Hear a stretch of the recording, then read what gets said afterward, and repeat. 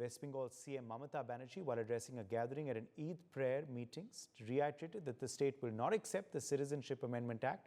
She also warned the gathering not to fall prey to the plot of some people during elections.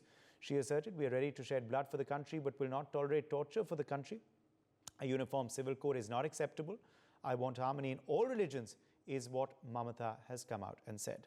Renik Datta is joining us for more details on this story. Renik, what can be read into this statement by the CM on the occasion of Eid today? एकदम देखिए 2024 Lok Sabha election के पहले Mamata Banerjee BJP को एक भी जमीन छोड़ने के लिए राजी नहीं है, ये बोल सकते हैं ममता बनर्जी के ये कमेंट के बाद।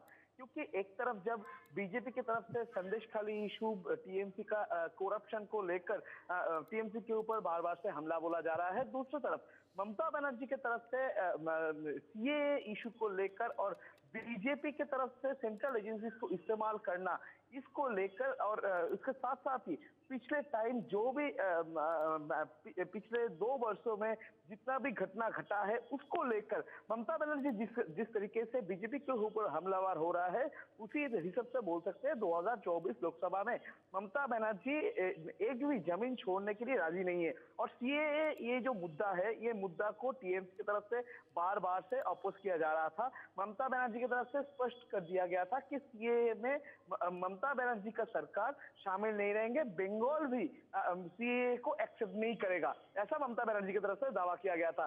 दूसरी तरफ ममता बनर्जी की तरफ से आज भी सीएए को लेकर जो बयान दिया गया है, उसको लेकर बोल सकते हैं कि ममता बनर्जी फिर एक बार एकदम स्पष्ट कर दिए कि सीएए को लेकर उनका जो स्टैंड पॉइंट है, वो स्टैंड पॉइंट सही रहेगा। आज ममता बनर्जी की तरफ से ये भी कहा गया कि ये पूरा सीएए को अगर कोई एक्सेप्ट करेगा, सीएए या पूरा बीजेपी के अगेंस्ट में लड़ाई करने के लिए बीजेपी को एक भी वोट देना नहीं चाहिए। यानी पूरा इलेक्शन का मुद्दा को ममता बनर्जी सामने ले आने के लिए ये सीएए को एक हथियार के रूप में इस्तेमाल करना चाहते हैं इस 2024 लोकसभा इलेक्शन में, ये बोल सकते हैं। दूसरी तरफ बीजेपी की तरफ से भी ममता बनर्जी को छोड़ने के लिए राजी नहीं है। ममता बनर्जी के अगेंस्ट में बार बार से बीजेपी भी ये सीएए को जिस तरीके से टीएमसी अपोज कर रहे हैं, ममता बनर्जी अपोज कर रहे हैं, इसको लेकर बीजेपी भी टीएमसी के ऊपर हमलावर है। बीजेपी की तरफ से क्लेम किया जा रहा है कि ममता बनर्जी नहीं चाहते हैं कि देश का संविधान को मान्यता देने के लिए, ऐसा क्लेम भी बीजेपी की तरफ से किया जा रहा है। यानी बोल सकते हैं पूरा 2024 लोकसभा इलेक्शन को सामने रखते हुए बंगाल में बीजेपी और टीएमसी के बीच का जो झड़प, वो झड़प फिर से सामने आ चुका है। और सीएए को एक मुद्दा बनाते हुए दोनों पार्टी के बीच में जो बातों का सिलसिला चल रहा है, वो सिलसिला दिन पे दिन बढ़ता ही जा रहा है। जितना भी रेनिक, बहुत बहुत शुक्रिया हमारे संग जुड़ने के लिए।